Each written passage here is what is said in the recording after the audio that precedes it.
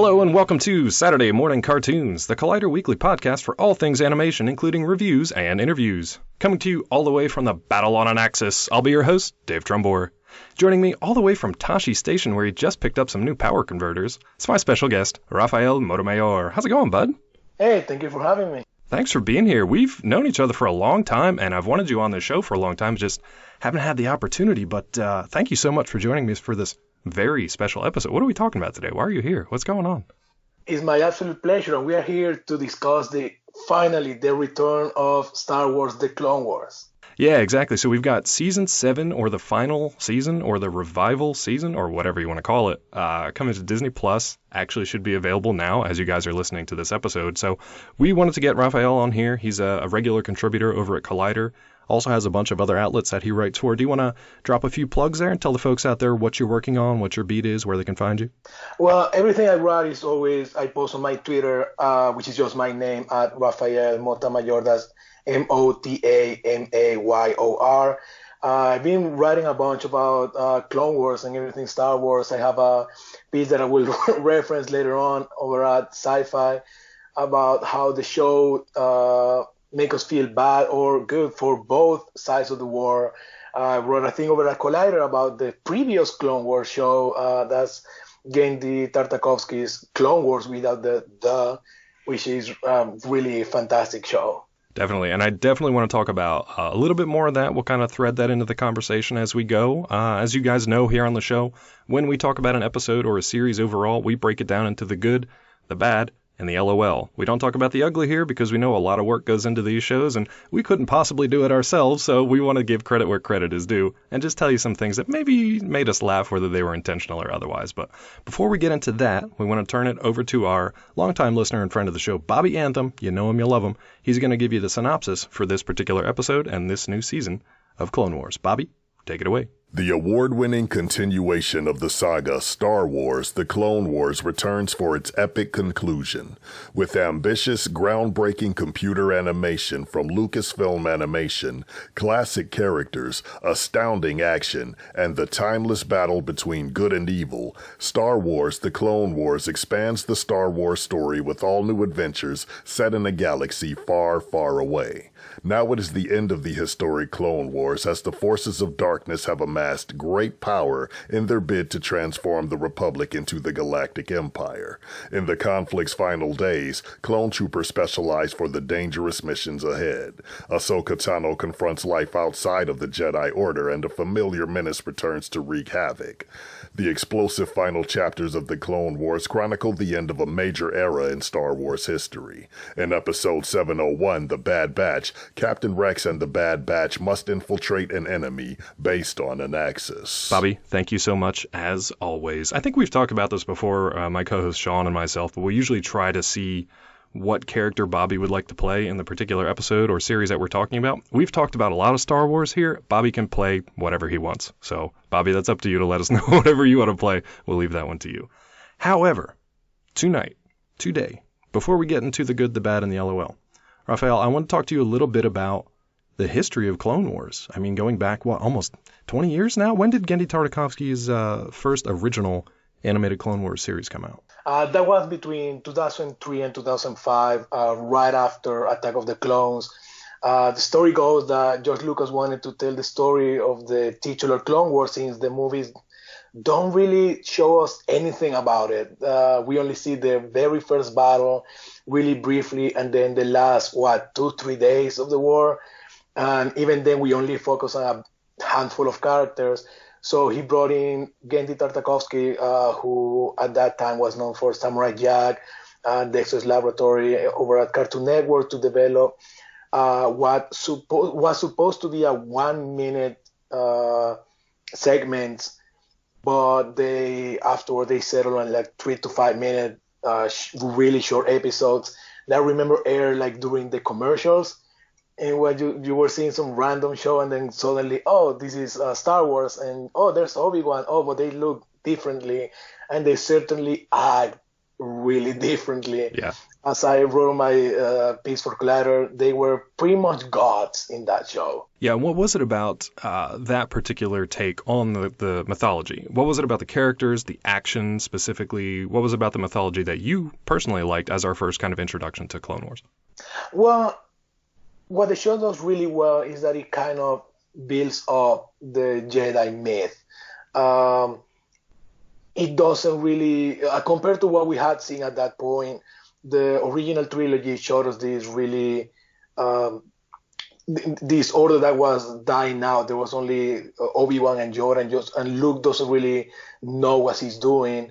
So he's in training, basically. And by the time we get to the prequels, they are a corrupt order that has lost their way, and they are pretty much just slaves to the Republic's politics. So by the time Clone Wars, the micro series came out, we finally see them in action doing these amazing feats of strength in ways that you can really see how random citizens of the galaxy will see them and think, oh, that's somebody I do not want to mess with.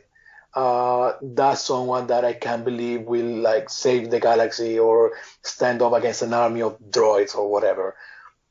And then the action, is there really anything left to be said about the way Tartakovsky does action in animation? Because the man really knows how to make you feel like you're watching something you've never seen before. Every shot in that micro series, within a fight scene, every shot is different. Every shot has a rhythm to it. And you just feel like you're watching something that couldn't be replicated anywhere else, which is what animation does best. Absolutely, and that's why you can see there's a huge difference between watching the Tartakovsky series from the early 2000s and then watching Dave Filoni's Clone Wars series. I mean, the characters are pretty much the same. The timeline is more or less the same. The adventures, we get a little different there because obviously Filoni had way more opportunity to explore that mythology and tell those stories. But it's amazing just to see like the difference that, you know, of a visionary at the top of all that, how different they can be. I also wanted to talk about Filoni's Clone Wars a little bit before we get into season 7. So this debuted, I think, back in 2008, and it ran for 5 years until 2013. And it was it had a 6th season, and it finished off, but then they were still in production. They were still making episodes that were planned for a 7th season, but it was soft canceled. It was canceled. It was paused. We didn't really know what was going on at the time. What's your kind of recollection of the previous 6 seasons of Filoni's Clone Wars as it stood back in 2013? I don't remember 6. I remember 5. Because the 6th season didn't even air normally. I think it was released in German TV regularly, and for the rest of the world, we only got it via Netflix. Back when nobody really cared about Netflix, or very few people did. Right. Back when their biggest show was only House of Cards, and barely even that. So they just dropped the entire season 6, and it felt differently than the rest because by the time the regular Cartoon Network broadcast of the show ended, it ended on a really dark note as Ahsoka left the, spoiler alert, I guess, left the Jedi Order after she was being framed for a terrorist attack. And when season 6 picks up, they don't really speak about her. It's just a series of not really connected, just a series of 2-3 episode arcs that were left nearly finished by the time the show was canceled. And I mean, to be honest, those episodes have some of my fondest memories of the show in terms of character interaction, just the mythology of it all. It was the first time we saw the in-canon name dropping of Korriban, which they changed the name for some reason. But then people started talking about how there were even more episodes that were almost done. We didn't really hear about for years until I think it was at one of the Star Wars celebrations that they released, or one of the rough animation for it. And eventually they found a way to the StarWars.com website, and they're still around. You can still watch them. There's still like, I don't know, like 8 episodes left, 12 episodes, however many they are. And some of them found their way to books, graphic novels. So they are around. It's just weird to know because of how this season begins. Yeah, so the history of it gets a little muddled in between 2013 to all the way up to 2020 because, like Raphael mentioned, we had the 5 solid seasons, and that's when everything started. It was fine. And then the behind-the-scenes stuff of production and, corporate deals. Now, remember, this was back when it was Cartoon Network. I think it was even before Disney had Lucasfilm and Star Wars. It was definitely before they had everything else that they currently have now. So you could kind of see in retrospect, you can see those business deals kind of in the works. Like, we're buying this thing. We don't currently know what it's going to do, so we're going to pause it here, and then we're going to pick it up later on. And we don't know how that's going to look or how that deal's going to be. And we didn't know at the time either. Like, nobody really knew what the deal was. So we had 5 seasons, and then we had the 6th season, which Raphael mentioned was kind of just randomly dropped on people. And a lot of people, I think, still refer to it as like the unknown episodes because they're kind of just like random arcs here and there. And then for season 7, which was planned, animation takes a while for the ramp up. You've got to plan like years in advance of how to start all this stuff. There were a number of episodes, like you mentioned there. I believe there were 8 episodes that were sort of maybe 60%, 80% done. There was enough kind of rudimentary animation to be able to show them to people. The stories were set. The characters and the voices were more or less set. So that kind of leads us into today, into 2020, into season 7. If you weren't aware, the first episode that you're going to see on Disney Plus for this brand new season is a finished and updated version of what was originally intended to be a season 7 episode. I don't know if it was originally supposed to be the season 7 premiere or not. I've seen differing opinion on that. Because there was the Bad Batch, which is what we got for the kickoff, which is what we're going to talk about today. But there was also a separate arc that involved Anakin and Obi-Wan investigating first a death on another planet, and that led them, without giving away too much, it led them in a search for a kyber crystal that somebody had gotten their hands on. And that was another 4-episode arc, which I'll talk about in a little bit as to where this may or may not show up on the Disney Plus series. But today, since we're talking about the Bad Batch, we're going to get into that episode. I think without saying any more, I think we can get into the good, the bad, and the LOL for this episode. What do you think? Yeah, I think so. One thing I did want to quickly mention in regards to the unfinished episode was that, as we said, it's kind of weird that this is how they begin, but also some of the episodes did find their way into books, and I don't think those were going to be adapted, even though I really, really hope they will do the Asajj Ventress arc, because she was one of my favorite characters that Tartakovsky introduced way back in 2003. The Filoni's Clone Wars doesn't really use her that much, but how little we see of her is really interesting, and then she sort of disappeared into the book world, and this would have been an opportunity to see more of it, but that's how it goes sometimes. That's a good point about Legends versus canon. So even though these Filoni episodes were technically unfinished, as far as I know, they are canon, so they are official episodes, and now, because they're coming out on Disney Plus as part of the Clone Wars series, they are 100% canon, because they've taken those unfinished episodes, finalized them, and brought them into canon. So who knows, there may be a chance for any of the sort of like tangential books, different stories and other things that they touch to be folded in.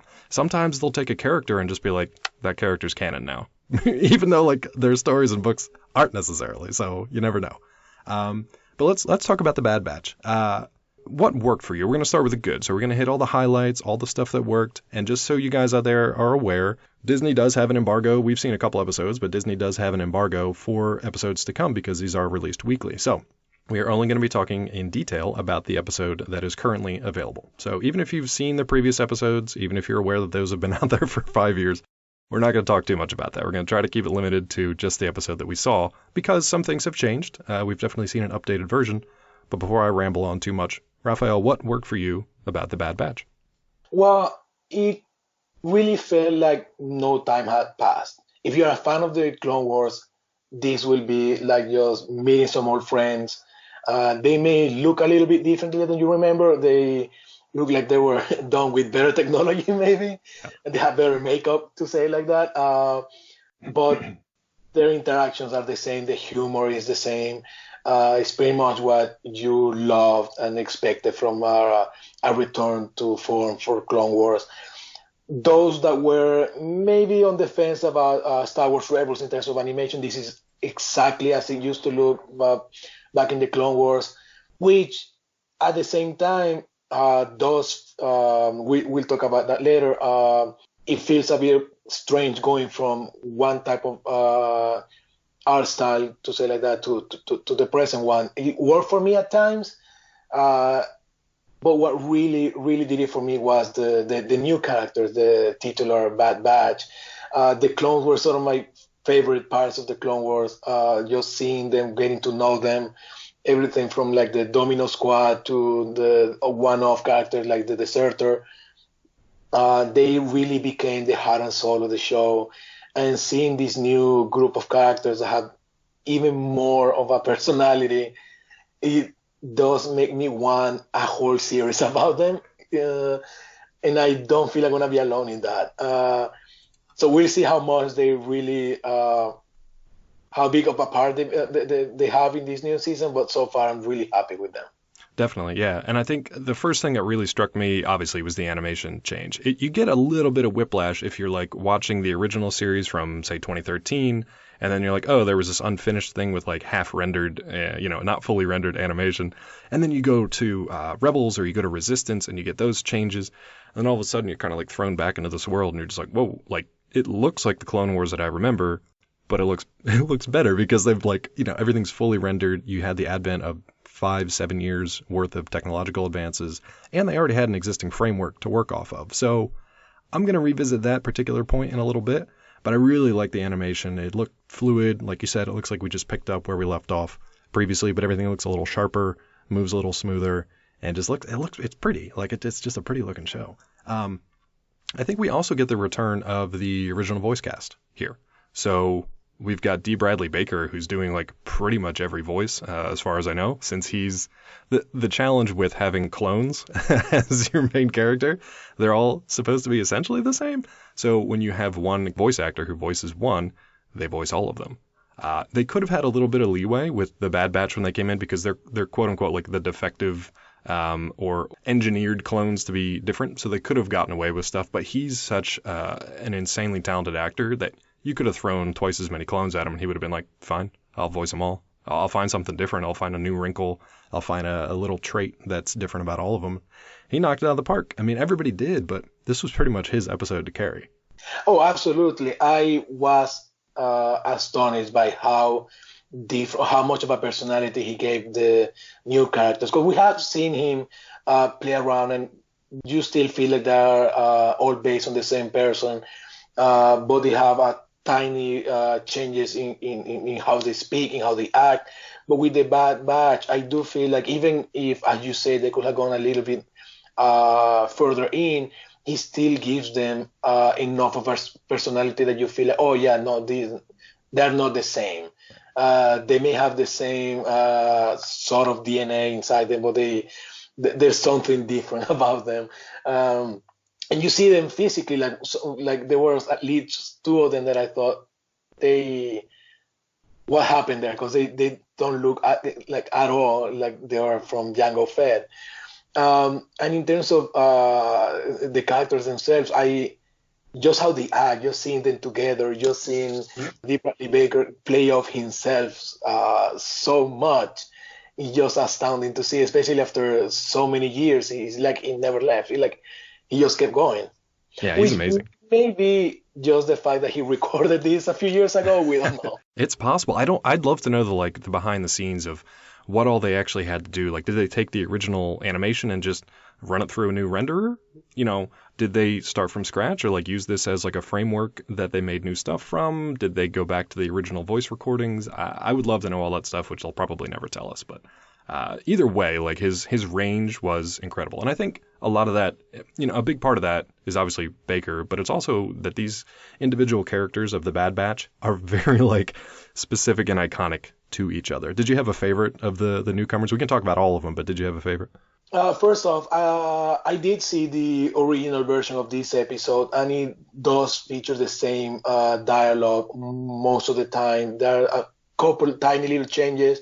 And there's one extra scene, which we can talk about more later, when Rex sees the picture of the squad and he thinks back about the past. That's not in the original version. Otherwise, it's exactly the same. So I don't know if the pickups recently, or if they had deleted scenes from before. I'm not sure, but there's no difference in sound, or I don't know how they did it, but it's completely seamless. As for my favorite, I don't know. I like them all, but I feel like the leader was he's so visually striking. There's something about him, like he looks like an 80s action hero. Yep. And I'm like, yeah, I want to follow that guy wherever he goes. And then the screen that we saw didn't have subtitles, so I have a bit of a hard time with some of the names, but just the big guy that carried the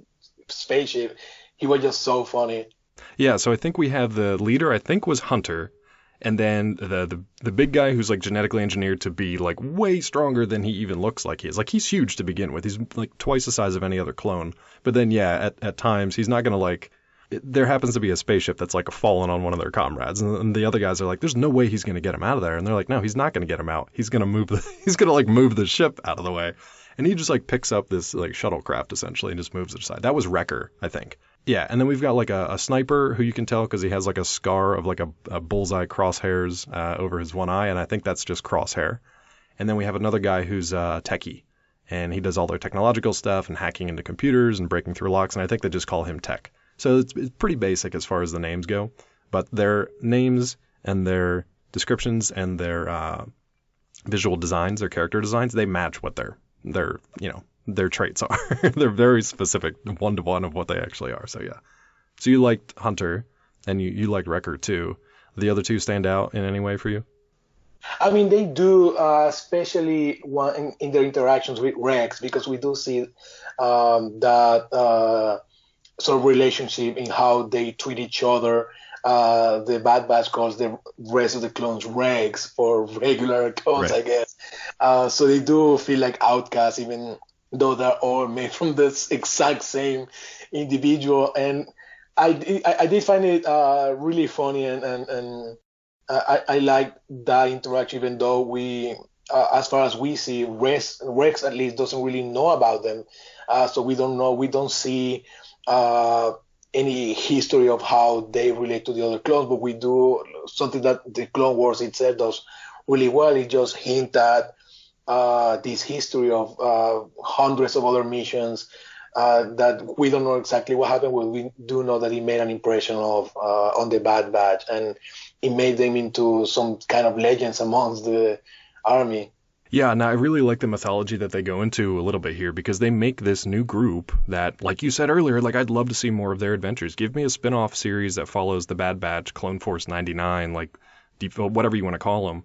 I also like that they had a little nod back to a sort of like a deformed or a defective clone named 99, who featured in an earlier episode. Was he in just one episode, or was it a series, an arc? I can't remember. He was in 2 episodes. Okay. That was another weird thing with this show, that the Cartoon Network aired them out of order. Yeah. And then the Filoni and the writers started making prequel episodes to previously aired episodes. So it's really weird, but yeah, that he was featured in 2 episodes. Yeah, which was cool, because it was like a nod back to that character as well. And the characters themselves, like Rex, I think, and one of his like lieutenants, they even address it. They're like, 99. Nice touch. It's like there's a little reference that like it makes the world feel a little more connected. It makes the clones feel like, even though they're like just being introduced to these new guys who are like completely insane and very different from anything else they've ever seen, there's still kind of that camaraderie, that brotherhood that kind of unites them all together beyond just their DNA. Yeah, I really enjoyed that part. And I love the fact that they build this mythology of the Bad Batch as like they're engineered to be different and very specific in their abilities, but they also have like a 100% success rate, which means like, they've never failed. They haven't lost anybody. They haven't died, but they're also just like completely off book when it comes to doing stuff. So they butt heads a lot with the regs, because Rex and his crew, they may not have a 100% success rate, but a lot of them are still around. They're still alive. There's some very specific characters who have fallen in combat and battle before, and they actually factor into this as well. So For me, I really like the action and the intrigue in this story that was separate from what you may have expected as like a Jedi-focused story in the Clone Wars. I like that they just got to focus on the clones, but what about the story itself worked for you, whether it was from the original telling or this sort of dressed-up version? Yeah, so the clone heavy episode were my favorite episode of the original run. I love every one of the Domino Squad, as it were. So I really liked that they were continuing the story. I had forgotten what I had seen from when I saw the original unfinished episode. So it was a surprise to me to know that they were continuing the story really specific and direct ways. I don't know how much we are talking like specific spoilers about it. I just wouldn't name drop the character they're talking about, at least not yet, because it's kind of a surprise for people if they haven't seen the episode. But, you can talk about the history, sure. Yeah, so like we do see history plays a big part in this episode, and the history between the clones that have served together for years, for many battles that we have seen grow into characters, and we grow as comrades. Because even a big part of the show has been humanizing what in the movies only showed as literally faceless characters. We only saw them in helmets because they were all CGI. So the show really does a great job of making them feel like real characters. And this episode shows that they treated themselves as friends. They carried over these relationships. They never forgot about each other. They still carried that weight about their lost friends. So it was really interesting to see how that plays into Rex's story here, especially knowing his role in Rebels and his continued story.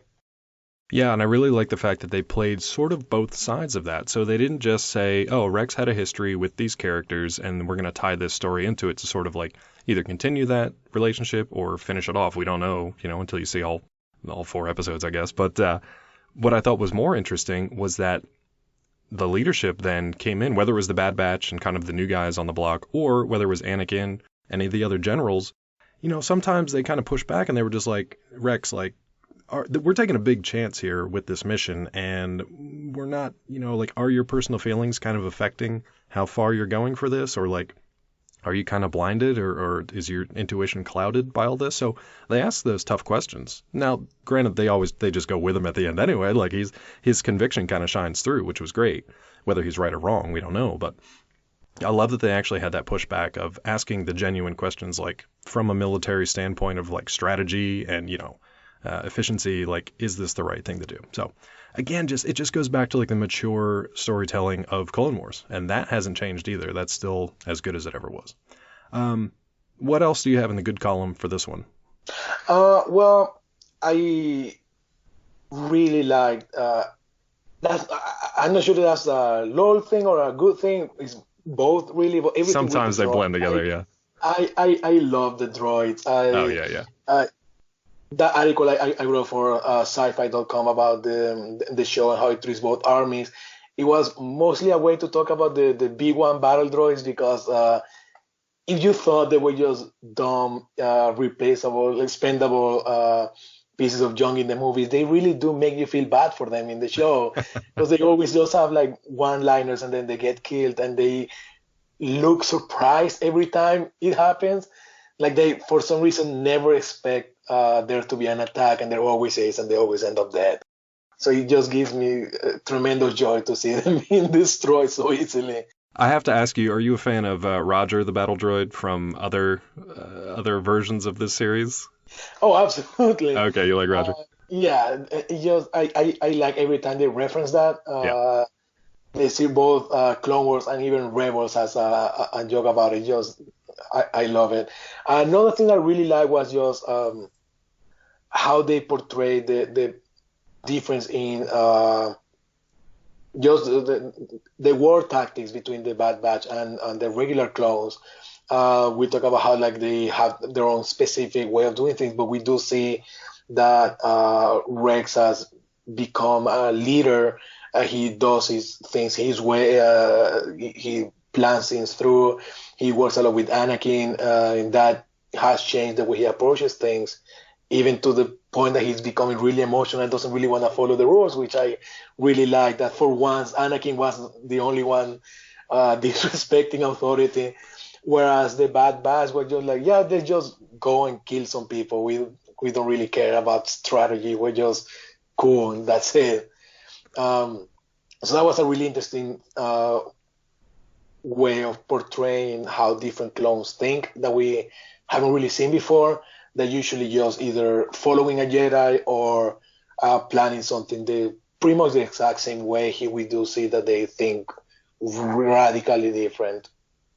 Yeah, and I really like to I want to know more about what Hunter can do and what he's up to, because if Wrecker, Crosshair, and Tech are all just like willing to do whatever this guy says, like, because Wrecker gets like super upset and angry with the regs for just being, he sees them kind of like weak and inferior sometimes, and like, you know, cowardly or whatever. He has a whole bunch of adjectives he could throw at him, but all Hunter has to say is like, knock it off, and he immediately just gets back in line. And that makes me think like, wow, I want to know what Hunter can do. Like, what is he up to? What has he done for these guys in the past that make them like respect him so much and just immediately listen to what he has to say?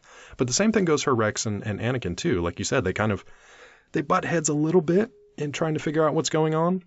And I think now's maybe a good time to sort of tease the end of this particular episode as it leads into the next one. So what was it about the way that they wrapped up this first episode that kind of, you know, what worked for you as far as the mythology and this introduction to the new season on Disney Plus? Well, what it does is it reminds you of the whole thing about this episode, is that it really relies on your history with the characters and the characters' history with each other. So by the end, you feel the gravity of what encountering each other, what this bond that they have, what it does to them, how it makes the Rex perhaps behave in a way that maybe he shouldn't, maybe he should. We don't really know yet, but it also teases that there may be more. There are new tactics to this war that we haven't seen before, and I really like that. We see some of the villains that we have seen before. I think that weird spider. Yeah, Trench, Admiral Trench, yeah. Who's like, he's a great character because he's been killed like 4 times, and he just keeps coming back like with a different cybernetic part attached to him till he's eventually just going to be like Grievous, where he's just mostly machine, but yeah. Yeah, he's really cool, but like, they do tease that there's more that the Separatists are doing to challenge the Republic, which even though we know how it ends, is always refreshing to see that they still pose a challenge. We know that there's still a long way to go. It makes you want to see how they're going to play that out. Definitely. And I like that you mentioned like tactics and strategy, because that's a big part of this episode, that like Rex he's become well known for being able to think outside the box, which separates him from the other clones. His strategies allows them to win battles, but all of a sudden in this episode, it's kind of the cause of them losing battles. Like, they're using Rex's strategies against him, and that plays out in a really interesting way with the chaotic, wild card that is the Bad Batch. Before we get into anything that didn't quite work for you in this episode, do you have anything else that you want to mention in the good column, or do you want to jump right in? I think we can jump right in. I mean, otherwise, again, it's just return to. It's not really a return to form; it's just more of the same. Sure. And that's not a bad thing, but right. It's just as if they have never left. Gotcha. So what, if anything, didn't work for you with this episode? And you can talk about this in a broader sense from, like I'm going to, the Disney Plus of it all. Yeah. Well, for starters, it's just the animation. It worked for me, but it took some adjustment time. Mm-hmm. So I hope that it becomes better with the following episode. But in the first few minutes, I was like, this is weird. It just looks slightly off-putting, which took me out of it just a tiny bit. It didn't do a lot, but it was just, it took some time getting used to. Otherwise, I guess the biggest negative is just that this is pretty much the same episode as those who saw the 2013 episode know. There's just one scene that I mentioned before that is added here, but otherwise it's the same dialogue, the same action beats, which makes me wonder why because I mean, you have to do this episode because I cannot imagine not knowing the Bad Batch, and by now you're going to know everything about them. So I will be disappointed if they hadn't shown up, but I do wonder why they chose to begin with this episode and not something else, because I don't know if we know this, but I think this is going to be like 6-on-6, where like it's just unconnected story arcs. I don't think it's going to be any overarching story here. So if that's the case, then why not begin with Ahsoka, which was the last thing we saw in season 5, or the Mandalorian arc, which directly connects to the other big Disney property. So that's a bit weird, but I suppose we won't know for sure until the rest of the season comes out. And that's the thing. Like I speculated a little bit in my early reviews of this season. Here's what I think is going to happen. And again, this is just speculation because we haven't heard anything official. I'll tell you what we did hear officially and then how that kind of works in. So we know that the Bad Batch obviously is going to lead off season 7. We know that there are 12 quote-unquote new episodes that are coming. We also know that the Bad Batch arc is a collection of 4 episodes because we've already seen them, or at least portions of them, from the unfinished versions. So I don't think I'm reaching too far when I say that the first 4 episodes are probably going to be the finished versions of that Bad Batch arc. Mm-hmm. We also know that they're going to do the Siege of Mandalore, which to me, that's going to be all new everything. We haven't seen, I don't think, any of that before. So I think that those are going to be their new productions, and they're probably going to end this season with those last 4 episodes. So that's where Ahsoka's going to come in. That's where Maul's going to come in. That's where a lot of those mythology tie-ins, probably to The Mandalorian, are going to come in. They're going to finish strong with those 4 brand new episodes, which nobody has seen. Which means, now this is my biggest speculation point so far, I wouldn't be surprised if the middle 4 episodes was the other unfinished arc, that they're going to finish those episodes and then include them. And I kind of hope I'm torn. Like you said, with the Bad Batch, like you wanted it to show up here. But is that, balance that against getting to see all new stories and new episodes? Like, where do you fall with the idea of 8 out of the 12 episodes may just be finished versions of something we've seen already versus wanting to get new episodes? I guess it boils down to, is this the last season or right. Isn't it? Well, they say final season, yeah. They do say final season, but because if there was any chance of us getting more, then there's always the possibility that they revisit prequel episodes to what we see here, like as they did with the clones in the first season. They showed us just a battle, and then the following season they showed us their training and how they came together. So they could do that for the Bad Batch and some of these other episodes. Like, I want to see more of what Ahsoka was up to. But if this is the last we're ever going to get of this, then yeah, I'm torn. Because especially, I don't know if we really need the other 4 episodes. Like, this was cool, yeah, but did we really need this? Yeah, the other arc it's not great. It's fine, but it's like, it's not the Bad Batch. You don't introduce like a brand new element that's like chaotic and wild and new characters and like characters that you want to see in their own series. Like, I'd love if this led to a spinoff for the Bad Batch. I'd love if the Siege of Mandalore led to, like you mentioned, a prequel series where we can see what Ahsoka's been up to in between her leaving the Jedi Order and then coming back for whatever she's going to do in these new episodes. I'd love to see just like her adventures, and maybe they have that in the works. I think what's really going to be a test is those middle 4 episodes, which they haven't talked about yet. And I'm worried that it's just going to be Anakin and Obi-Wan hunting down a kyber crystal that ultimately doesn't lead anywhere. Semi-spoiler alert, not really. Like, you hear kyber crystal and you think like, automatically you think like, oh, it's got to be a weapon of some kind, whether it's a badass handheld weapon or a super weapon. And ultimately it doesn't really lead anywhere because it was just an arc. It was kind of an unfinished arc that didn't really add too much to the story. Yeah, I'm afraid it's gonna be like season 6, where like, because it was the same deal. Like, they had the arc about Order 66 and how they almost discovered that was really interesting and really connected to. It was something that you wanted to see, even though some people are on the fence about the whole chip thing, which I thought that was really cool that you can see Rex does have a little scar on his on the side of his head, Yeah. which ties in into Rebels and all of that. So that was interesting. And then everything with Yoda and that spiritual journey does add to the mythology. But then you have something with Jar Jar that didn't really lead anywhere. And there was an arc with Anakin and Padme's ex-boyfriend that just went to show that he was really a bad boyfriend, and we knew that already. Right. So I don't know if we needed that.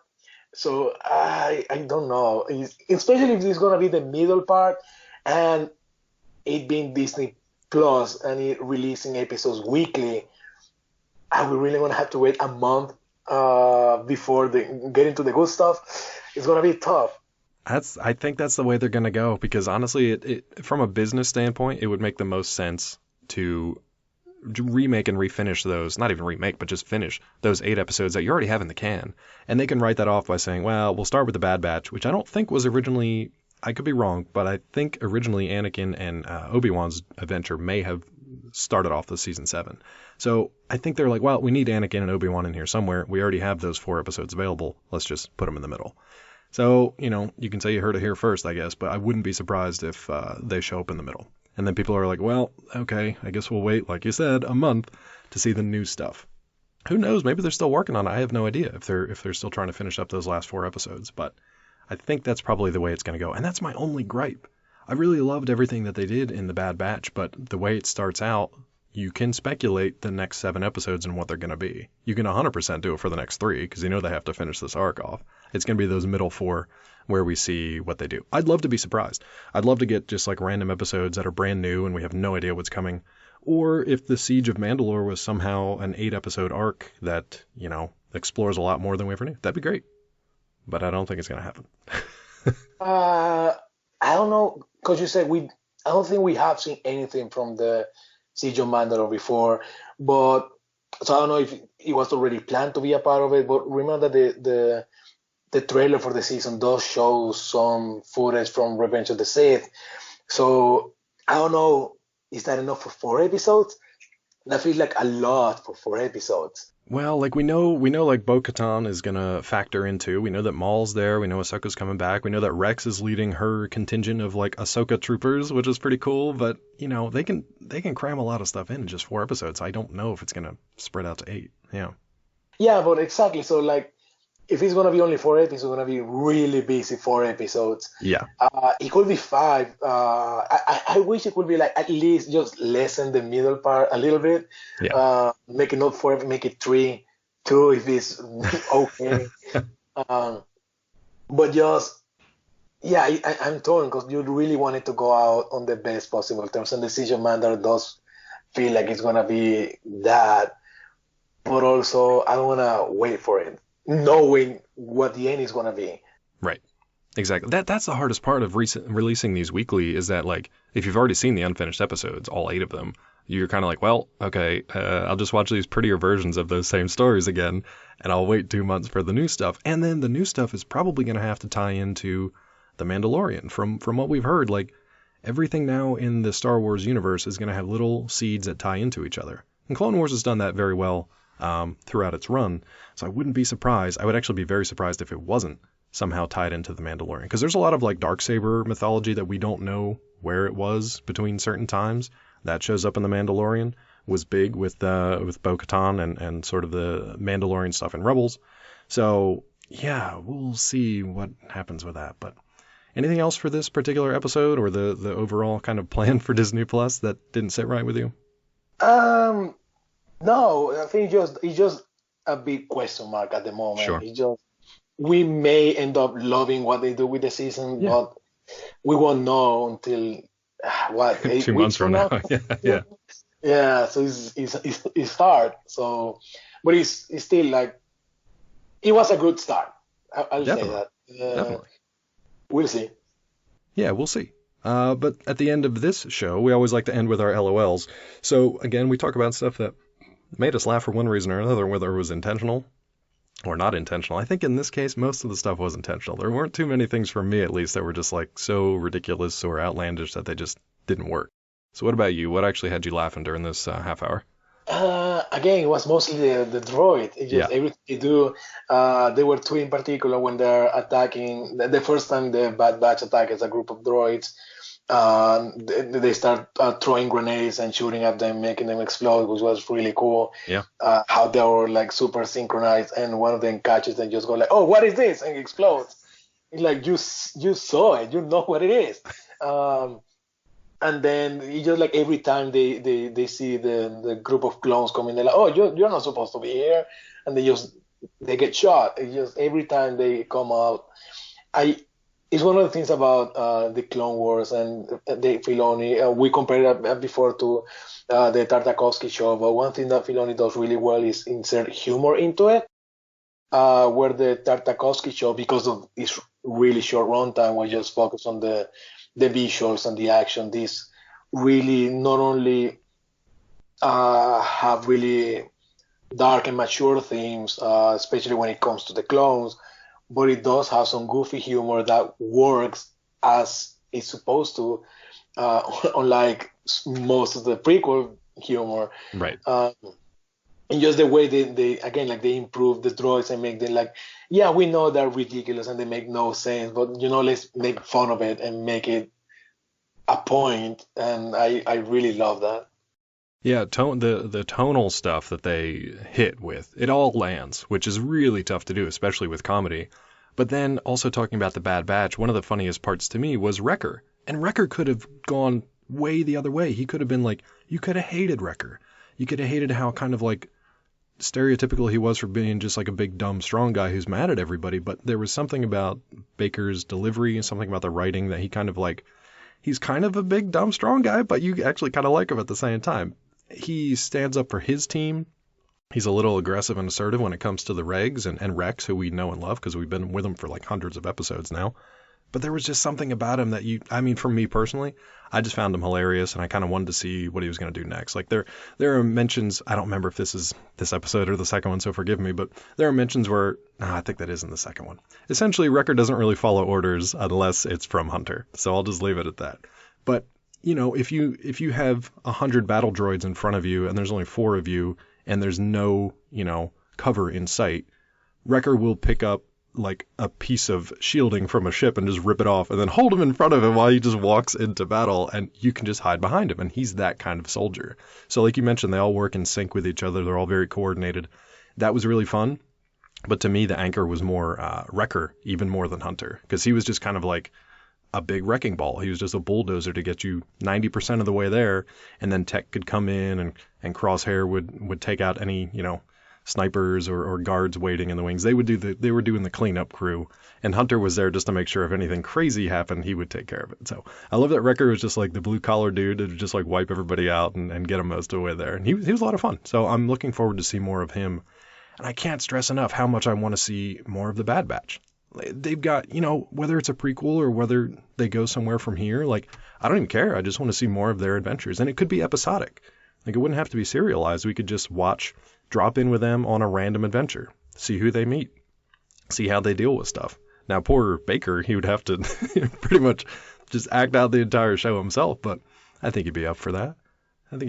Yeah, I like the droid stuff too, though. That was a lot of fun. But yeah, it was basically just those things in a fairly dramatic and somewhat emotional episode. That there weren't a lot of laughs to be found, so where they did stick them in, they worked pretty well. Anything that made you laugh? Anything else that made you laugh in this? I think that's it. There's something in episode 2 that I really, really love. You can tease it. It's just a tiny scene with, and that's not in the original finish. Oh, okay. Between Anakin and Obi-Wan, that's just really funny. Also, it really changes something that you thought about these characters from the original movie. So I really like that they added more to it. But yeah, no, that's it. Yeah, even in this one, like you get a little bit of Anakin, you get a little bit of Mace Windu. They're mostly acting from like a strategic position. Sometimes I just like how awkward Anakin acts in those moments where he has to like sit back and be the general and he's not like out in the field like fighting stuff. But yeah, I mean, pretty good with getting some comedic and a lot of action beats in just about a half an hour. So overall, I think a really solid start to the season, with the caveat that you may have seen this before 5 years ago. So I think we'll need to like cycle back in 7 weeks or so and then really talk about the new stuff that's coming. But yeah, I think that's it. Any final thoughts that you want to share before we get to our recommendations and whether or not you suggest people check this out? No, I think I'm good. Just again, we won't really know for a while. I do feel like the big problem with the season is just that it's the last one.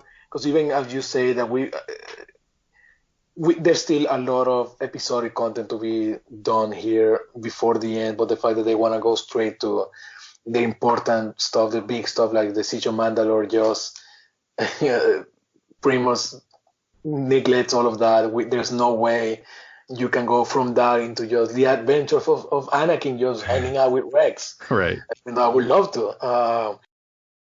But yeah, I mean, it's good to have the show back. I never believed it would happen, but here we are. Yeah, honestly, with like even the quote unquote bad stuff that we talked about, like I just love the fact that this is back and they'll get to conclude it in whatever way they want to do it, whatever way Filoni really wants to do it. I'm happy they have that opportunity. So with that being said, here's the option for your recommendation out there. And the way it works on this show, if it's the first time you guys are listening to us, we can recommend a show, and we've told you why we would or would not recommend it. We can also recommend against watching a show. And if we do that, we also have the opportunity of giving it the dip treatment. That's right, the dip from Roger Rabbit, which means if it's a unanimous or majority rules decision here to dip a show, it is erased from existence for all time, and we will never talk about it or mention it again, even though we occasionally do from time to time. So, Raphael, Star Wars The Clone Wars, Season 7 Final Season Revival Season, Premiere, The Bad Batch. You get all that there? Do you recommend it, and why? Oh, absolutely, yes. Even if you have seen the unfinished episode, it's just good to have the Clone Wars back in our lives. And for the overall mythology of the show, having the Bad Batch is such a refreshing addition. Something that we haven't seen before in either the movies, or either the show or the movies, and it adds such a weird and fun dynamic that I just love to see and would love to see more of. And even whatever happens next, this episode is a good reminder of why people love this show so much and why we wanted it to return. Absolutely. Well said. And I'm going to echo those statements exactly and say I definitely recommend you guys checking this out. Even if you've seen the version that was previously released, you now get to see it as it was originally intended to be seen with the advent of 2020 technology. So definitely check it out, if only for the Bad Batch. And then you get to stick around for the next 3 weeks and see how that arc kind of plays out too, which I think is pretty cool. Again, even if you've seen it already. So that's 2 recommendations and no dips, no surprise here as well. So again, thank you for joining me for the show. Before we get to Raphael's social media content and where you can find him, we want to give a shout out to our friend Bobby Anthem. You heard him earlier on this podcast with the synopsis for the show, but you can also hear him on the paranormal podcast Inhuman Experience with his co-host Bobby Blades. You can find them both on Twitter at IEXP_podcast. Bobby also has a solo show called In Search of My Lost Soul, and you can find that along with the Inhuman Experience podcast on Apple Podcasts, Stitcher, and pretty much everywhere else podcasts are found. But now to throw it back to my special guest, Raphael, thank you so much for joining us for this episode. We hope to have you back again. But in the meantime, what are you up to currently, and where can the folks out there find you on social media? It was my absolute pleasure to join you. You can find me at Rafael Montamayor, that's Rafael Montamayor on Twitter. I post everything I write there. I was just on Collider. I post about Tartakovsky's The Clone Wars that just went out today. Yep. And I always write about animation, especially anime and regular column I have over at Slash Film. So you can check that out. And then just whatever comes out. You never know. You never know. And as for me, you can find me over at the aforementioned Collider.com. You can check me out on Twitter at DrClawMD. And if you're the reading type, you can check out The Science of Breaking Bad from MIT Press, available on Amazon. If you want to contact us, awesome. You can slide into our DMs on Twitter at Morning Tunes. Check us out on Instagram and Facebook at Saturday Morning Cartoons, or drop us an old-fashioned email, SaturdayMorningCartoons@gmail.com. Remember, for all of those social media handles, it's morning with a U. If you want to support us, be sure to check out our Patreon store to see how. You can also tell a friend or review us on Apple iTunes, for whatever that's worth. You can find all these links in our link tree in the bio for all of our social media sites. Sean loves a link tree, and he's currently sitting beneath the shady link tree. So send him a smile. He's probably also on Instagram, so get him off of that. You can also listen to us on YouTube, Apple Podcasts, and iTunes, Stitcher, Google Play, Spotify, anywhere you guys do to podcast. That's going to do it for Saturday Morning Cartoons today and the premiere of Star Wars Clone Wars. Thanks once again, Raphael, for joining us, and we hope to have you back again soon. My pleasure, and I hope to be back soon. Absolutely. Thank you guys for listening. We will see you next time. Hey, everybody. Thanks a lot for listening to Saturday Morning Cartoons. Now, if you'll excuse me, I have to transform and roll out.